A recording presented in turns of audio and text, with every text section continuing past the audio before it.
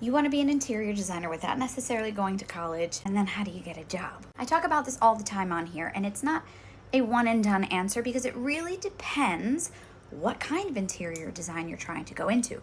And for those of you new here, I have a free interior design DNA personality quiz that I created to help you figure out what niche in interior design actually exists, because there's so many more options than you realize. The umbrella is huge with interior design careers, niches, and interior design adjacent niches and career paths. So you should start with that. Number two, depending on which area you're going into, there are a couple of core principles. If you want more details on this answer and not just my quick fire answer, check out the other videos in the playlist on this, and the crash course talks about this a lot. There's a lot of little sub factors and details that will help optimize your chances of getting a job. Unfortunately, none of them will help Jeffrey over here. You have ideas of how to help Jeffrey, let me know. Okay, to get your job. Number one, you need to have a killer portfolio.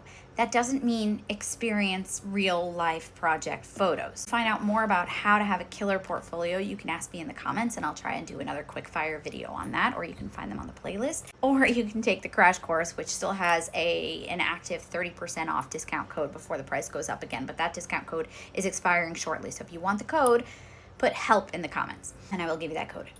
But yes, a killer portfolio. It is possible to do without having prior experience in interior design. 100% it's possible to do really, really well and optimize your chances. The other thing is who to reach out to and how.